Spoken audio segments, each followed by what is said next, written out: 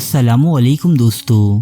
حضرت محمد صلی اللہ علیہ وآلہ وسلم کی وفات کے بعد اسلامی مرکزیت کو برقرار رکھنے کے لیے آپ کے جانشین مقرر کرنے کا جو طریقہ اختیار کیا گیا اسے خلافت کہتے ہیں۔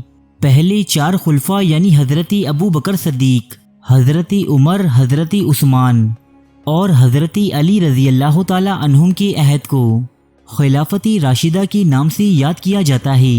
یہ چاروں خلفائے راشد اللہ تعالیٰ کے بعد اہل اسلام کے سامنے جواب دہ تھے، جبکہ ان کا انتخاب موروثی نہیں بلکہ اکابر صحابہ کرام کی مشاورت سے کیا جاتا رہا، مگر خلافت راشدہ کی مدت فقط 30 سال رہی۔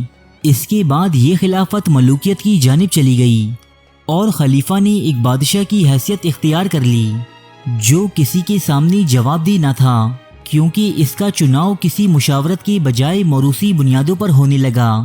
لہٰذا مسلمانوں کی اس مقدس عہدے میں ہر وہ برائی سرایت کر گئی جو اس دور کے مطلق العنان بادشاہوں کا خاصہ تھی۔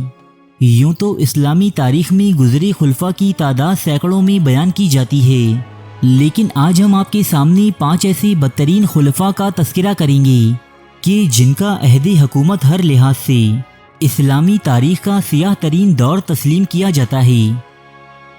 ابو العباس الصفا۔ ابو العباس الصفا خلافت عباسیہ کا پہلا حکمران تھا جس نے دریائے فرات کے کنارے امویوں کو ایک فیصلہ کن شکست دے کر خلافت بنو امیہ کا خاتمہ کر دیا اور عربوں کی دوسری شاندار حکومت یعنی بنو عباس کی بنیاد رکھی۔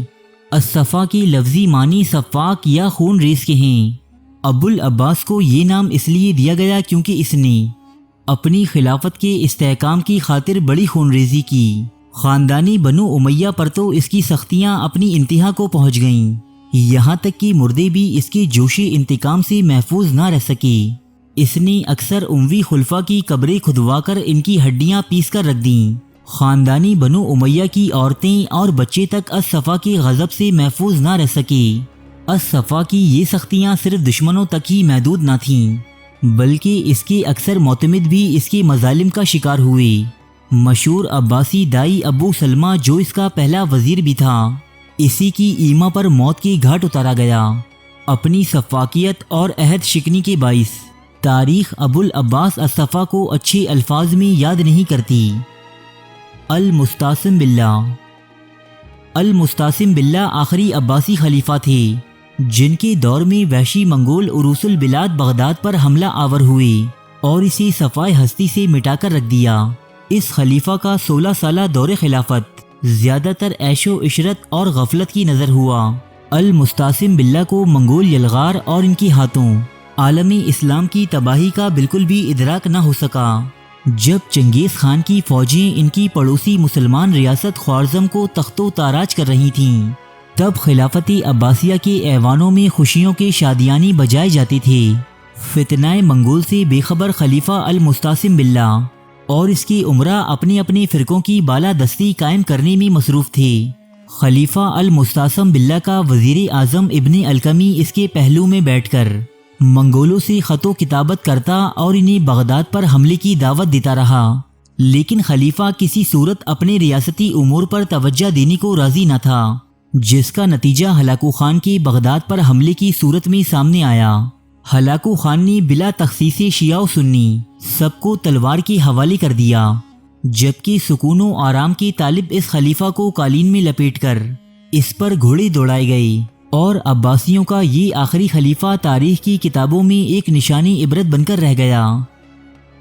سلیمان بن عبد الملک۔ سلیمان بن عبد الملک خلافت بنو امیہ کا 7واں خلیفہ تھا جو اپنی بھائی ولید بن عبد الملک کی وفات کے بعد تخت نشین ہوا۔ اگرچہ اس کے بھائی ولید نے اسے ولی عہدی سے خارج کرنے اور اپنے بیٹے کو اگلا خلیفہ نامزد کرنے کی کوشش کی، لیکن اپنی اچانک موت کے باعث وہ اپنے ارادوں میں کامیاب نہ ہو سکا۔ ولید بن عبد الملک کو اس فیصلے میں اپنے جرنیلوں حجاج ابن یوسف، محمد بن قاسم، موسیٰ بن نصیر، قتیبہ ابن مسلم اور طارق بن زیاد جیسے فاتحین کی رضامندی حاصل تھی۔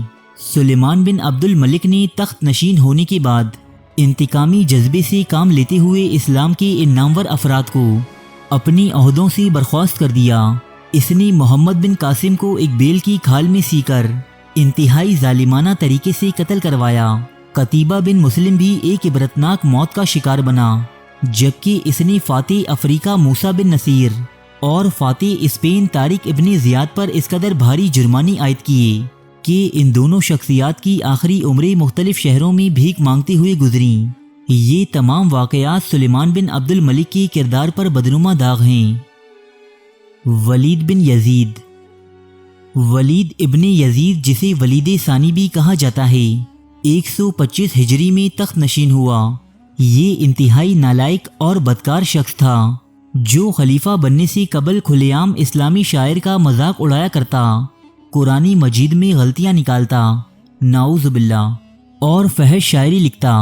اس کے شب و روز حسین عورتوں اور نوجوان کمسن لڑکوں کی آغوش میں بسر ہوتے۔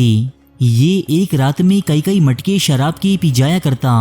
جب ان تمام معاملات کی خبریں اس کے چچا اور خلیفہ وقت ہشام بن عبد الملک تک پہنچی تو اس نے اپنے بھتیجے کو بری صحبت سے دور رکھنے کی خاطر امیر حج بنا کر بیت اللہ کی زیارت کے لیے روانہ کیا۔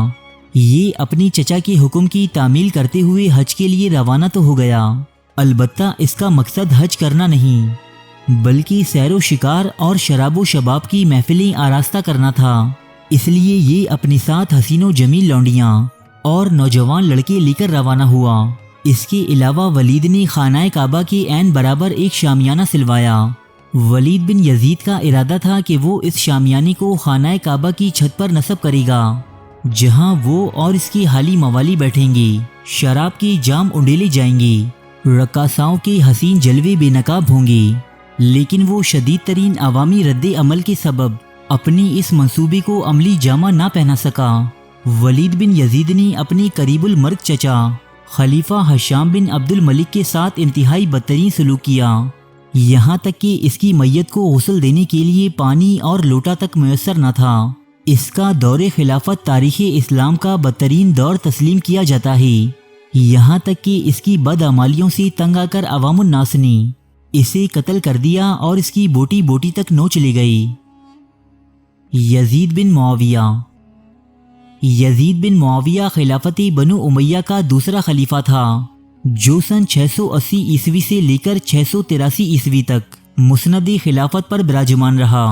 یزید پر الزام ہے کہ اس نے والی ملک ہو کر زمین پر فساد پھیلایا، حرمین شریفین یعنی کعبہ معظمہ اور روضہ طیبہ کی سخت ترین بے حرمتیاں کیں، مسجد نبوی میں گھوڑے باندھے جن کی لید اور پیشاب کے باعث 3 دن تک مسجد نبوی صلی اللہ علیہ وآلہ وسلم بے آذان و نماز رہی، خانہ کعبہ پر سنگ باری کی، غلاف شریف پھاڑا اور جلایا، مدینہ منورہ کی پاک دامن پارسائیں 3 شب و روز اپنے خبیث لشکر پر حلال کر دیں، رسول اللہ صلی اللہ علیہ وآلہ وسلم کے نواسے کو 3 دن تک بے آب و دانہ رکھ کر پیاسا ذبح کیا، اہل بیت کی محترم خواتین کو انتہائی بے حرمتی کے ساتھ دربار میں لایا گیا۔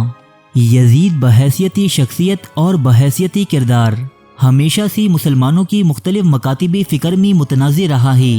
یہ اختلاف شیعہ اور سنی مکاتب فکر میں تو ہے ہی، لیکن خود سنی مکتبہ فکر کی مختلف سوچ رکھنے والے طبقات بھی اس بارے میں اختلاف رکھتے ہیں۔ البتہ یہ بات ایک تسلیم شدہ حقیقت ہے کہ دور یزید اسلامی تاریخ کا سب سے کربناک دور ہے، جس نے امتی مسلمہ کو 2 لختوں میں تقسیم کر دیا۔ ارے فرینڈز، 1 منٹ، آپ ایسے ہی جا رہے ہیں؟ اتنی محنت سے ویڈیو بنائی ہے، ایک لائک تو بنتا ہے نا؟ اور دوسرا یہ کہ آپ ہمیں اتنی بڑی دنیا میں دوبارہ کیسے ڈھونڈیں گے؟ تو اس کا حل یہ ہے کہ آپ ہمارے چینل کو سبسکرائب کر لیجئے اور اس بیل کے آئیکن کو کلک کر دیجئے۔ اس طرح ہمارے آنے والی تمام ویڈیوز آپ تک پہنچتی رہیں گی۔ ارے ڈریے مت، یہ بالکل فری ہے۔